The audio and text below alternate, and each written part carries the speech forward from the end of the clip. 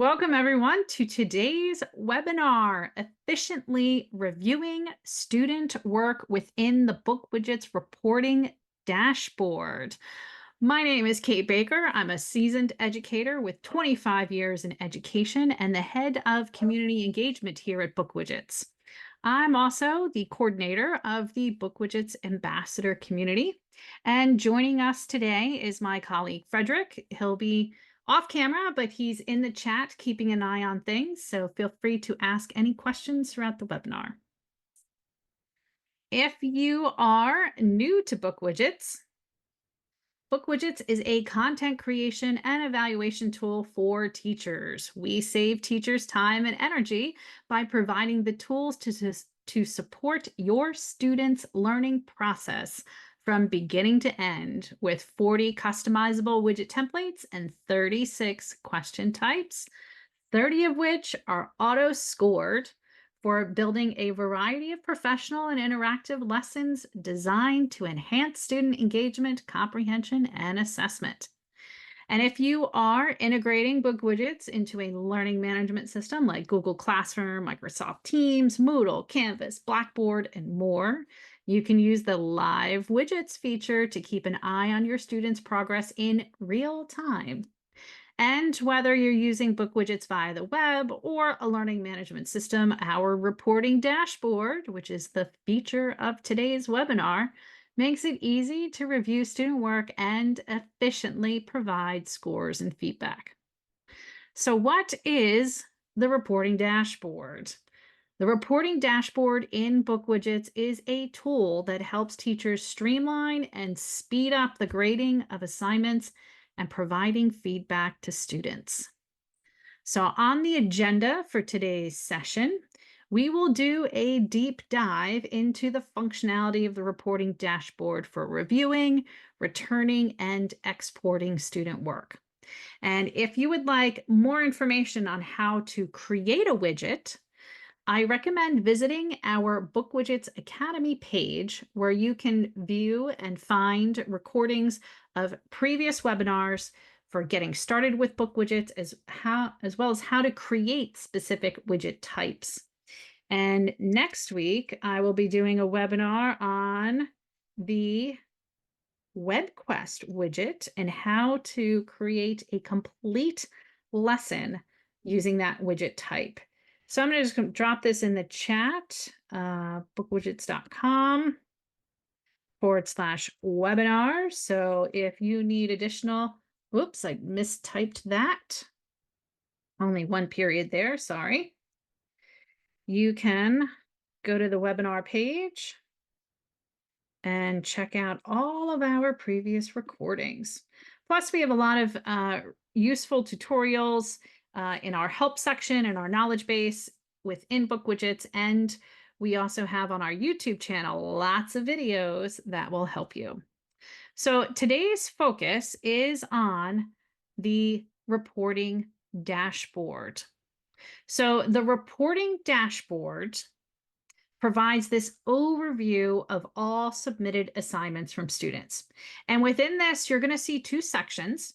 You're going to see My Courses and Recent Submissions, where you can take specific actions such as resetting widgets, archiving student work, downloading results, and so much more. So let's get started. I'm going to swing on over to my teacher account that I'm already logged into BookWidgets. So here on the Home tab, I can navigate directly to my students' results within the What's Happening tile here. So I can quickly see that I've received 2 answers today, and I can click that link that will take me to the Review tab. So the second way to get to your submissions is to come up here in the top navigation bar, and when we click on Review, this will now also take me to that view where I can see my courses and recent submissions. So both will take you to the same place. For My Courses, you can see the courses listed for the current school year. So here's my date. And If you want to see previous school years, just hit that drop down arrow and you can navigate to other years where you may have some information and some submissions. You can also, if your school year does not begin on September 1st, you can use that drop down, come down to edit, and you can change the date of when your school year begins. Now, why is this useful? Well, when you have your school year set, BookWidgets is going to help you out by automatically archiving previous submissions from previous years. So that's a really nice little time-saving thing. You only need to look at what you need to see in the moment. Okay. Also, under My Courses, we have the cogwheel here. When you click on that drop-down menu, you can see that you can take additional actions for your courses by archiving, resetting widgets, hiding courses, and unhiding them, as well as downloading scores to a CSV file. Now, you'll notice here in my list, it says no course. That doesn't mean I don't have any courses or like I don't have student submissions. It just simply means that I'm not using an LMS, and that if I were to be using an LMS, let me just switch over to an LMS account. Yep. So here in this teacher account, this teacher is using BookWidgets with Google Classroom, and one of the Google Classroom classes is called Humanities. So I'm going to see that my LMS classes or courses are going to be automatically populated here. Now, when you're sharing BookWidgets activities via a link, they're going to be nested under no course. I know that kind of sounds a little weird to say that it's I don't have any courses. Yes, you do, but I'm going to click into it just so you can see. So within no course, it just means it's unaffiliated to a learning management system. Now we can see my classes. And I have geography, period 1, 2, 4, 5. And I also have no class. So again, if things are not affiliated officially with a class period or a learning management system, it's going to be nested under no course, or in this case, also no class. So if I click into no class, I'm going to see any widget that was submitted that is not affiliated with a specific class. Whereas if I go back, and let's say I click on period 1, I'm going to see any widget that was submitted via that particular class. Now, here's a really, how do you get this with the link? When you are creating your widgets, so I'm just going to pop over to create real quick so you can see this. And we have help articles that will also show these steps for you. But when I click into a widget and I'm in the general settings, reporting, when I'm in the reporting tab of the editor of the widget, when I'm in the reporting tab and I come here to submission form data, when I open this up, it will reveal these are the things that my students will see when they hit the submit button. I need my student's name. It needs to be visible. It needs to be editable, that particular field. Student ID, I can leave that blank, but if I needed to have something specific there, I could allow them to edit those fields. And then class ID. This is just identifying what is your class. So for this particular widget, I have automatically typed in the word geography because it's tied to my geography class. Let me show you another one, because you can have multiple classes listed in this form submission data. And the reason I'm showing this to you is because it's going to save you time when you are making your widgets. Let's go this one. And when you're doing the reporting and checking up on your students, you can see, here we go. Here I have this class ID is visible to students. It's also editable. And now I have periods 1, 2, 3, 4, 5, and 7 are listed here. Okay.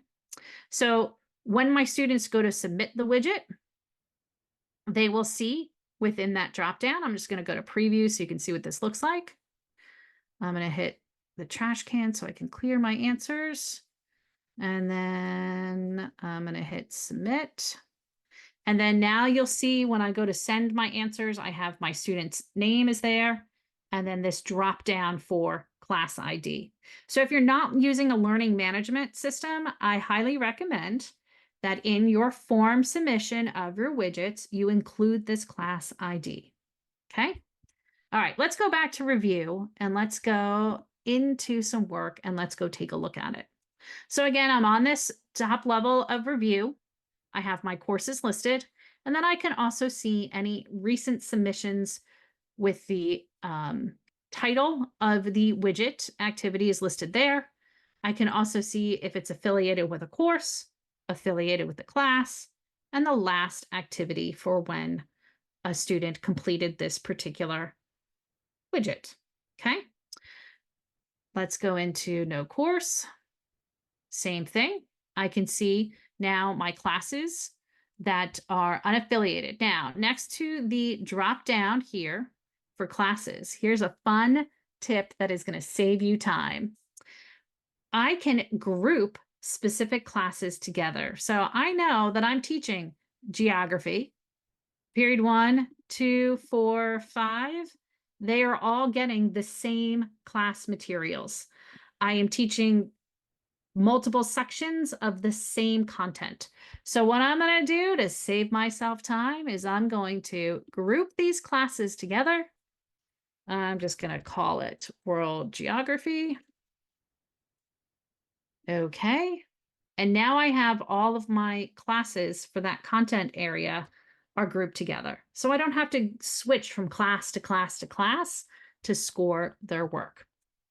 Another time-saving thing too is with recent submissions, you'll see this star here. So if you want to, you can star specific widgets that you know you need to go spend some time on, or you want to indicate for yourself that this is important, that you go look at this. You can star the widget accordingly, as well as remove the stars if you don't need them. Okay, but that's just a way to kind of indicate things that you want to pay attention to. Okay, so I'm going to click into World Geography here. And then I can see in this group, I have 3 different widgets that I have submissions to. Okay, I'm going to click into a widget activity. And now in this view, I can see an overview of students' work. I can see the questions. So I can see a graph here of what is the average score per question type. I can also see the 4 submissions. Anything that's indicated with a hazard icon, this triangle, requires that I have to manually score this. But then I can see some submission data. For question types that are automatically scored, I can see, who's getting it right or wrong. Now, oh, geez, I'm noticing question 1, everybody's got it wrong. What's going on here? So I can go in and I can click on the name. I can click on the question itself. And I can go see, oh no, the teacher, made a mistake. I selected the wrong answer choice. How many times have we done that? I know I have, where I've been moving quickly and then I don't pay attention, or whoops, I missed indicating the correct answer. So let's go change this and see what happens. So I'm just going to exit out of that view. I'm going to come up here to this cogwheel. And in this drop-down menu, I have 2 options. I have Configure Student Feedback View. We'll come back to that later. And then I also have Configure Widget. So I realized, oops, I've made a mistake. I need to go fix that. I'm going to hit Configure Widget, and it's going to take me right to the widget editor. I know question 1 is the one that I have marked incorrectly, and yep, there it is. Barcelona is not the capital of Spain. Madrid is, so I'm going to change it to Madrid. And then now notice I've made some changes, so I need to hit update. Okay, I'm going to update my widget. It's processing. All right, cool beans. Let's go back to review. Let's go back to that world geography and get right into that 1B. And then what I need to do next is come over here to all of my submissions. And in this drop down here for this cogwheel, I need to select all the work. And then I need to update auto correction with the latest widget version. Yes, we're going to update this. And then do. Ah, look at that. That's so much nicer. Okay. So now I can see on the top level here of questions what the average score was. Okay, looks pretty good. I know I need to go take a look at number 2 a little bit. I got to take a look at number 4. And then question number 5, I absolutely have to score because it's a manual with a annotate picture question. Okay. So there's 2 ways that you can do this to go score student work. But before I actually score something, let's swing on back to our slides and just make sure I've covered all the information. So under my courses, it is divided into 2 sections. You have your classes where you can go to different assignments submitted by one class, but you can also group classes, you can archive them, as well as download results as CSV. And then under recent submissions, you can go directly to that work that you want to review, as well as mark it with a star for anything that you need to save for later. For under classes, when you go to that section, you'll see your submissions. So again, go directly to the work that you want to review. We can mark it with a star, we can archive, we can delete. We can do opened widgets. So we're going to see any widget that was opened by at least one student in the class. If we need to reset any widgets, we can do that there. Just again, look for that cog wheel icon to be able to access that menu. And then when we get into students, we're going to be able to see an overview of the student's work. And if we need to, you can also take the other actions of moving work to other classes and archiving students. And then when we get into students, you'll see overview of all their submissions with the points. You can download this if you need to document it for administrative purposes. You'll also see exit tickets and, again, any opened widgets. So let's get into the fun of reviewing student work. So the majority of work has already automatically been graded. However, you can take some various actions to efficiently and quickly review their work and provide that feedback. So there's going to be 2 ways that we're going to go through this. We can go through this student by student or question by question. I'm going to show you about adding feedback and comments. And then I'm also going to show you working with our brand new correction labels. So working with longer texts like essays or creative writing or, more open-ended responses. I got you. Those correction labels are going to be amazing to be able to see this. Okay. All right. So let's switch back into that demo and let's go score some student work, shall we? Okay. I don't need to take a look at question 1. Everybody's got it right. I can see I've already addressed that. Question 2. What I can do when I click into the question, I can see each student's response to question 2, and I can scroll on down. Okay, but if I have a class set of like 30 students, that's a heck of a lot of work to go review. We can speed this up a little bit faster. When I use these icons up at the top, I can group identical answers together. So every student that has number 2 has answered it like this. I can see that 3, this was submitted by Lucas, May, and Sarah, that they have mixed up their responses here. And I can see, oh, the type of mistake they made. Instead of naming the capitals, they named the countries. So again, save time. I can add a comment here. So I can say something like, make sure you follow directions you correctly identified the country, but we need the capital city, period. And now instead of typing this 3 times for 3 different students, boom, it's there for them. If I want to be nice, maybe I want to give them a couple, give them a point just to recognize that, or maybe give them half a point. I could do that too. Change this to 1.5 out of 3. I can update their score. All right, let's scroll down. Let's do another one. This one got it right. But honestly, do I really need to see if they got it right? Because when I use this filter icon, I can hide correct answers.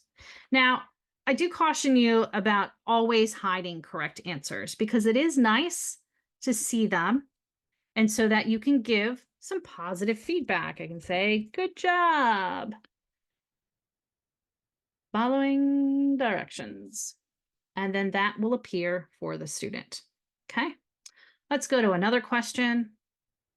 All right, so same thing. This was a matching one. I'm going to hide correct answers. I don't have to address any of them here. Let's go. And I don't need to group. Let's go to the next question. Okay, so here is a longer response. Students had to type in a response.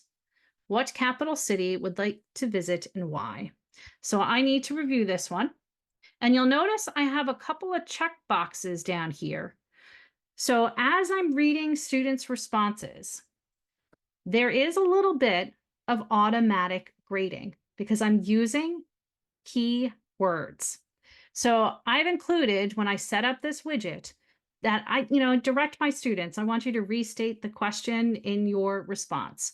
So if they use the word capital, if they use the word city, because that was in the question, they each get 1 point for including that word. But then I've included some additional keywords. Now the words grammar, spelling, and elaboration, the students aren't going to actually type that in their response. But I can use this as a way to speed up my review of their work. So as I read through it, okay.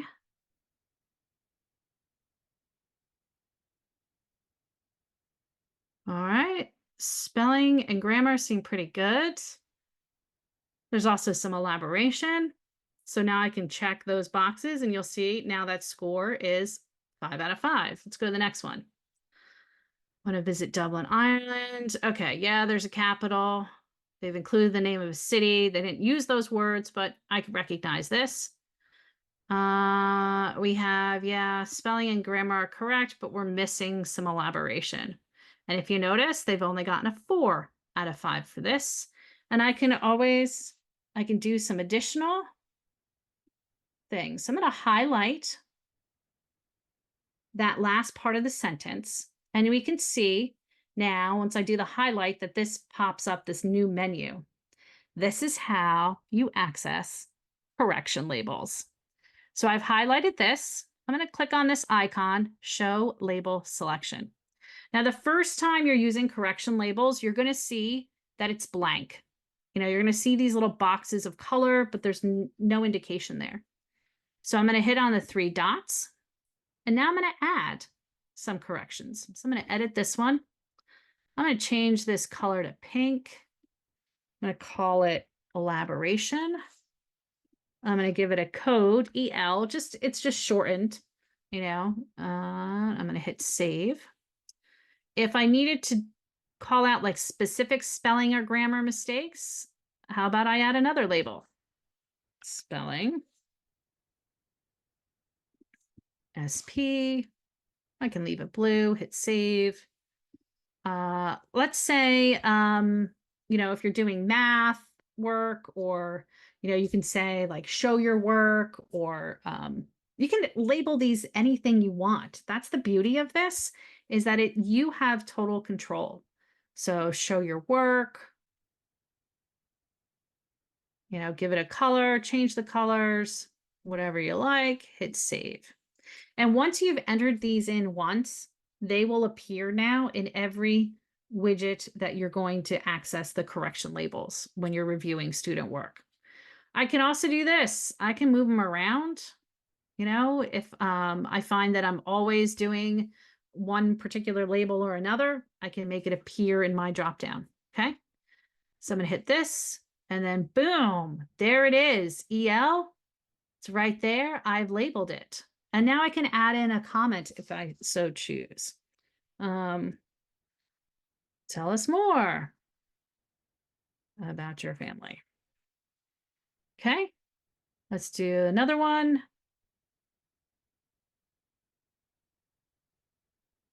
Oh, yeah, good grammar, good spelling, elaboration. Could do another label here. I could say something like,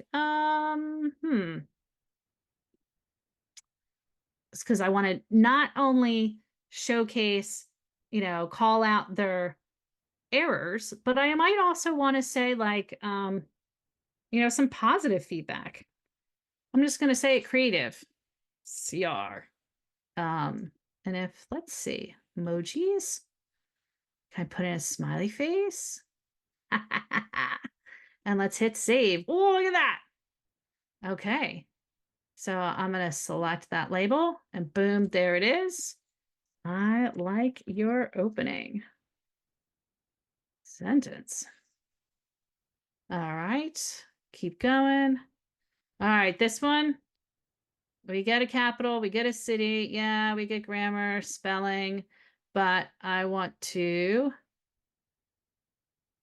Well, you don't actually get a city because he just says the capital city of Mexico, but doesn't identify it. So I'm going to say 3 out of 5 there. And then I can do elaboration.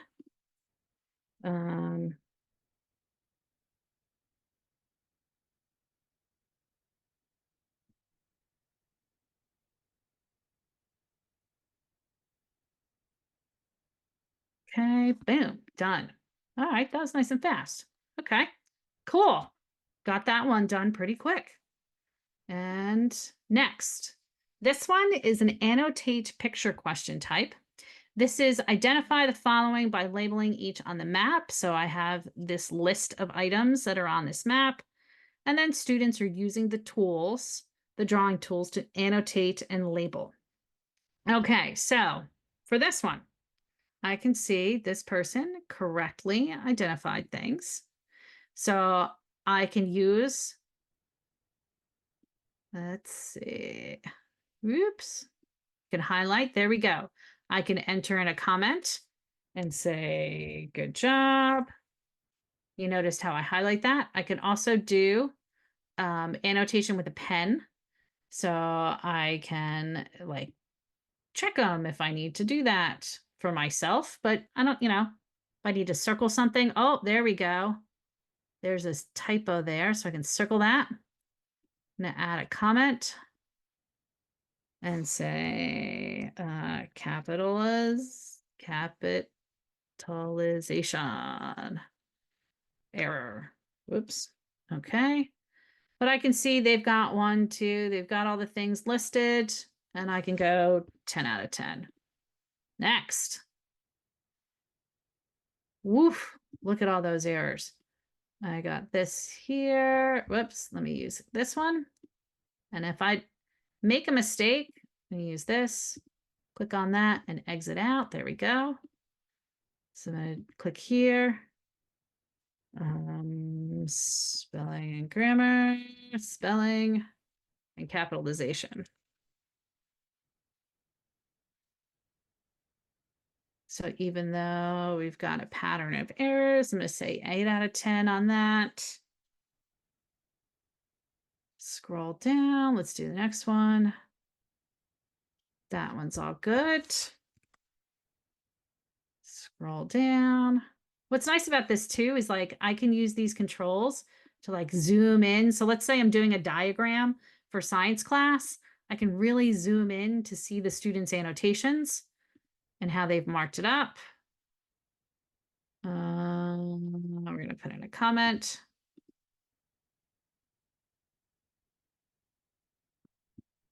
Utilization. Okay.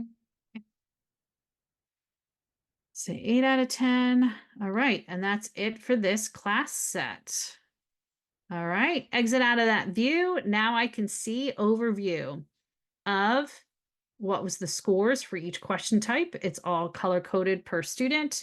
I can also see when I scroll down some additional statistics. Okay. Now this is great. Let's go in and see the specific student. So when I click into Lucas, this is what Lucas is going to see. So this is kind of like looking at their paper. I have at the top, we have a summary of what Lucas's score is. We can see it, the number of correct answers and wrong answers, and I can put in a summarizing comment here. Good job overall. Okay. And then as we scroll down, we can see where my comments for each question type are there, as well as the comments on this. Now, again, using the filters up at the top, when I'm going student by student, I can, hide correct answers if I so choose, but I can keep them there. So I just revealed those answers again. I can return a PDF copy of the student work as well as download it as a PDF. So this is useful for documentation purposes, or if you need to send a copy of the work to your supervisor or to a parent. We can see the student view. What will it look like to Lucas when he gets his paper back? So this is what Lucas will see when the work is returned to him. But if I need to configure the view, so when I click on this drop down next to the kind of cloud icon here, I can configure the view specifically for Lucas. If I don't want him to see the total points, I can hide that. If I don't want to see the points per question, I can hide that. If I don't want him to see what the correct answers are, I can hide that. So this way he can see what's, what he got right or wrong. But when he gets something wrong, it doesn't reveal to him what the right answer is. Now you'll notice this word global is listed here. That is the global configuration. That's what all students will see when you return the work to them, but you can configure it and set it up so that you are reviewing students, so that you're providing them with a customized view if you need to differentiate. Okay. All right, let's exit out of this and let's go check out. Now wait, do you notice? Look what's here. I configured that view differently for Lucas. So now we see that this student's feedback view is different from the default. And we just get this little icon of the exclamation point that lets me know that. Okay, so you just saw question by question scoring. Let's go back to world geography. Let's go grab another assessment that I need to go take a look at. And let's go into here, European rubric. Okay, so same thing up at the top. We have our cogwheel. In the cogwheel, if you need to configure the global view for all students for this assignment, I can come here to this cogwheel and configure student view feedback. And what this will let me do is I can select or deselect accordingly for what I want my students to see for the entire set. Okay, but then again, I can also change it for students individually. All right, hit save. All right, so now same thing. I have my student class set, and now I have my submissions to go review. So I just showed you before how to go question by question. Let's go student by student. So I'm going to go into Amy first. And then for Amy, same thing. I can hide correct answers that I don't need to see. I can download as a PDF, return the work, see the student view, as well as configure the feedback view. So I'm going to go through and review Amy's submission. I'm going to just keep the correct answers for now. Okay, so we can see Amy did really well. Some nice job here. So I can give her a good summarizing comment up top. Well done. Okay. And again, save time. I don't need to scroll through. hide those correct answers. And then now I'm on a rubric question type.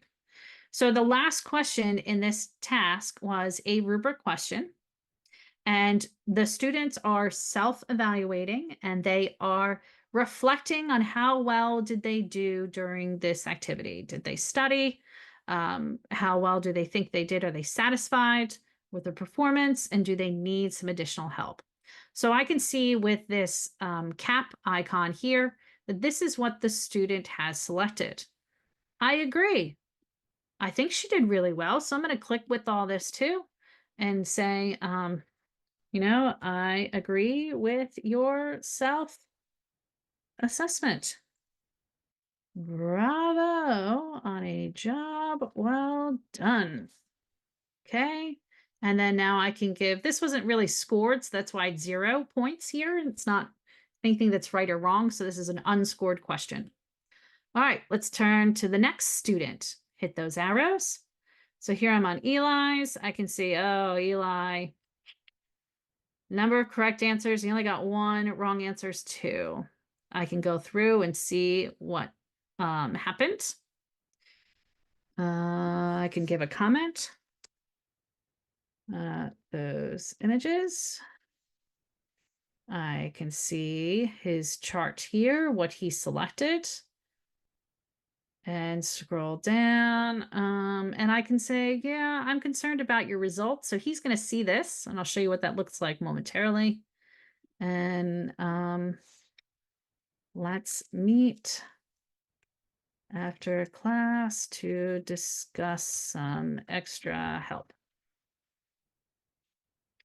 All right, so let's go look at what this will look like for Eli. When I click on the student view, he's going to see his score. He's going to see, again, the right choices. And then for him, this is what he's going to see, very similar as my view as to where I selected and then where he selected. Okay. Next student, Kai. Kai's same thing. Maybe we got to talk about our cuisine and choices. I can leave feedback if I need to. Next one, Omar. He did well, 16 out of 16. Awesome. And then that's it for that. So that class set is now, oops, done. Okay, let me go back to Kai because I want to confirm. And let's say, I think you need some extra help. Let's go back to Omar's and I'm going to confirm that, yes, you're good there. Okay. So now we can see question 4 was not scored. It was unscorable. It's not worth anything. And then we can see again, the pattern of where they're at. Now, if I know I want to make sure I follow up with Kai later, I can star Kai's submission and check in with him or her. Okay. Oh, let's go back. I forgot to show you. Same thing when I'm doing correction labels. Oh no, not on this question, not on this one. But those question labels that I did on the previous widget will show in this next one. So we just did 1B, we did European cities. Let's go to world geography. Okay, and I know that question 4 is going to be one I need to review. So I'm going to click right into this one. And then now you'll see when this is a new class set of with new widgets that I'm reviewing. When I go and highlight, let's see, there is my correction labels. They appear. So now I can spelling, elaboration, show your work, creative. Let's go add new one. Let's add capitalization. And we'll give it yellow. Whoops, wrong spot. Capitalization. And we'll call it CP. Save. Okay, and now I'm going to say that is where that goes, that label. Okay. Wise proper nouns. Okay, but otherwise, like Grammar was pretty good. Elaboration was good. So we'll just leave it. That was just one little mistake. I'm going to give them a little bit more points there. We'll go 4.75. Next. Okay, same thing. I'm going to highlight this. And I don't need to necessarily do a correction label here, but I'm just going to do a comment.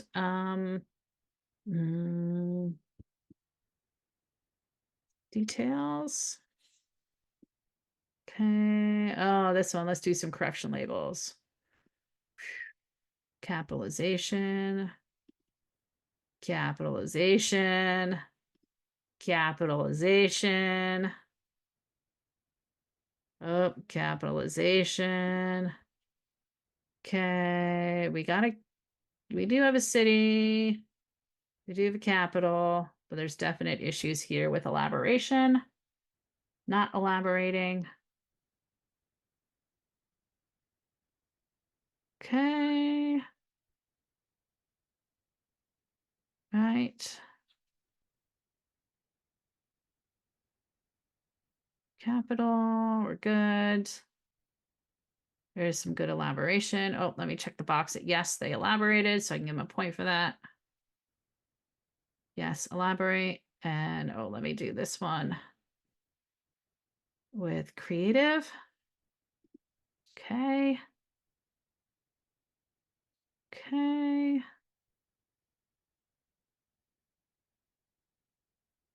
Yep, capital city. I know I'm grading these kind of fast. Might miss some things. And let's do spelling and elaboration. Okay, now what's going to happen with these correction labels? One other thing I want to show you is when we go and see a student's work, what's going to happen is in that summary area. So here I'm on Amir's paper, his submission. I can see that correction label of capitalization, one time that was listed here. Let's turn the page. We can see for Emily, she's got one creative. I didn't have any for Catherine. For this one, we see capitalization. There are 4 labels indicated. And then you can see them bloop, bloop, bloop, bloop, bloop right there. So it's nice with those correction labels is that you get that kind of summarizing up top of how many times that particular correction label was added. Yeah. So again, in terms of scoring and points, you can set this up for like those keywords. I'll go show you what this looks like in the editor view of that widget. So I'm going to go to create. I'm going to open up, let's see. Okay. So for this longer answer question, which capital city would you like to visit and why? So in the long answer question type, I have my question. And then I have my keywords. And for the questions that I want to have, for the keywords, I want to apply points to, I can do 2 hashtags and then the point value. If I want to give, more points to something, I can change those points, whatever I want them to be. I can choose as the professional educator what I want my points to be. So, I can do as many or as few points as I would like. And then when I'm doing review of the student's work, I can still adjust the scores accordingly. Okay, so I'm going to hit update. So yeah, you can see there's my keywords. I can also, with my keywords, have like ignoring case or treat multiple spaces as one. And when I hit the drop down for this, I can also ignore punctuation marks or ignore accents for some of that automatic scoring within this here. Okay. If I needed to have my students submit links to me, I can support clickable links too. And if I want to match keywords, so I can show, that they've color matched keywords, I can include that. That's sometimes appropriate, sometimes not, and then show word counter. So I'm going to hit update. Okay, let's go back to review. And let's go. I know it was one of my yellows.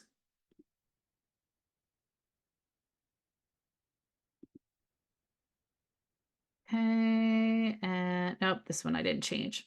Okay. So when you are updating, if you noticed here, I'm going to give you a pro tip also when you're doing your assignment and widget naming, follow a naming convention so that you can find your resources and activities very quickly. Because when you have things named the same, it can be tough to find them. So, yeah. Yes. So I see in the chat a question about the scoring. So again, when you are scoring a student's response,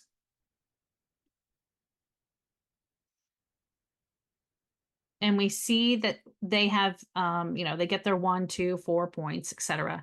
You can still come over here and award or detract accordingly. So let's say, Emily did awesome. I want to give her more points. I can say that's a 5 out of 5. I want to make it a 6. It'll give me a little like, ooh, you put higher. But if I want to award a little extra credit, I can do it, but it's just going to give me this little indicator that like, oh, that's above. And we're going to say, yeah, just check your math. Yep. Okay. So again, this is just some tips and tricks to like help you speed up answering your students' work. Okay, so let's go back to our slides and make sure I've covered things. That's where the bulk of the time has been spent, is on adding those feedback and comments, working with the correction labels, and addressing student work question by question or student by student. So when you're working student by student or question by question, you're going to get these slides after the webinar has concluded. So you can go through and just recap any of the stuff that we've learned here to be able to, just make sure that you're good to go. For adding feedback and comments, again, general feedback goes at the top. You can put comments under each question, and you can put comments in students' answers. You can use underline and strike through, and also those correction labels. We have a recent blog post that came out that's on correction labels. I'm going to drop this in the chat. So I highly recommend checking out this blog post. There's so many wonderful tips and tricks with it. I only scratched the surface with those correction labels here. And doing comments and photo and whiteboard questions, I do have a link to a tutorial there. So you saw me review some whiteboard questions that had a background image on it, and do comments for that, but we have a tutorial if you need to learn more. All right, so now you've scored all the work. I've showed you a little bit of configuring the student feedback view, but there's some more actions that you can take with this. So I showed you configuring the student feedback view. So up at the top, that icon for the assignment, you use that drop-down menu, and you can configure that view for the entire class as well as for individual students. And then when it comes to additional actions that you can take, you can retrieve the work. What? Yes. Let's say, and this is only useful in an LMS, will this functionality work? But let's say you've returned the work for your students and you need to reclaim it. It's kind of like, taking their papers back before the test. You can do that in the LMS. So let me get over to our learning management system one. So here, this account, I have my teacher is connected to a learning management system, Google Classroom. I have her recent submissions. So I'm going to go into her Google Classroom class. I can see what her submissions were. what the activity was, the opened widgets, and then her students. And so for Sarah, I'm going to check the box. What I can do here is I can move submissions to another class if I need to, or archive students. And then when I go into the submission, so let's see, Sam and Sarah, their work has been scored. Oh, but let's go check a look at number 4 real fast. All right, not a capital city. Yep, I can see there's that word counter. Okay, this one's pretty good. Go fast 10.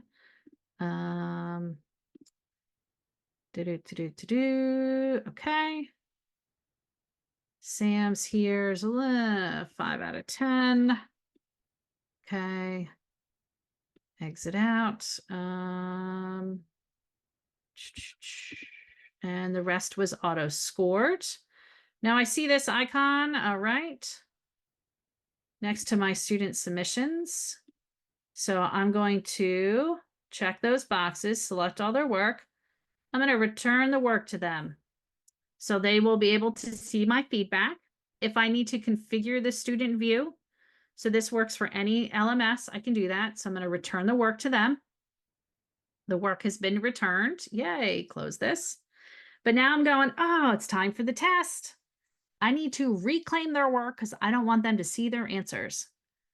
I've selected them, drop down menu, come down here, and I can blip, reclaim student work.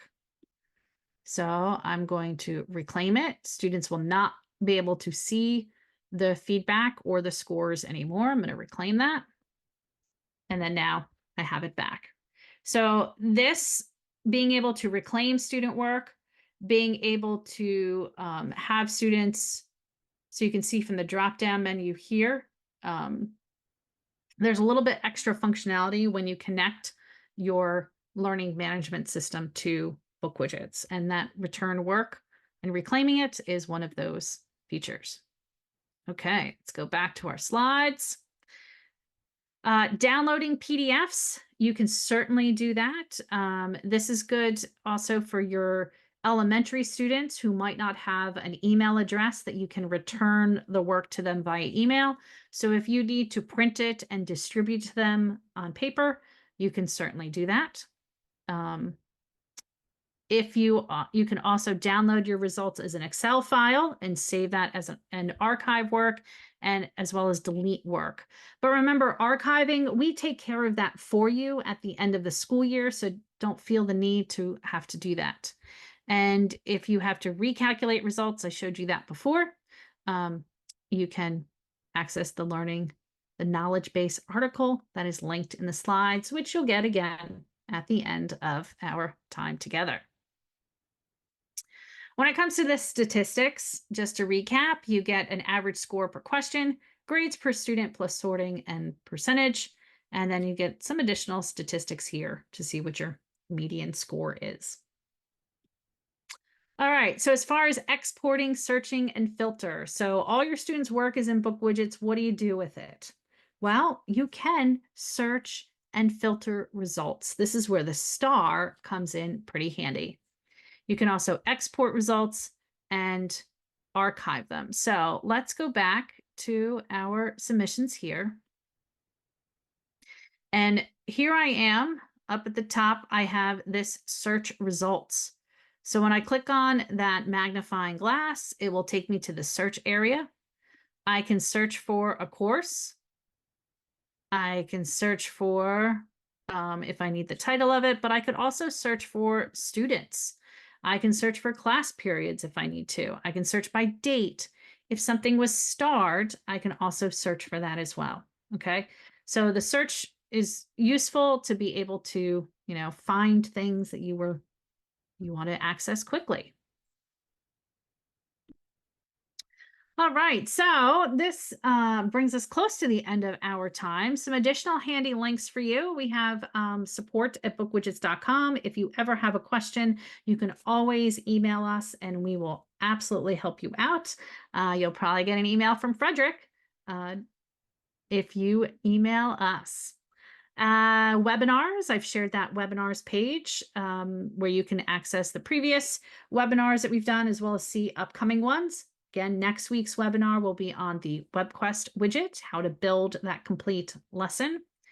And we have some additional tutorials, the knowledge base, and the BookWidgets blog and Facebook group.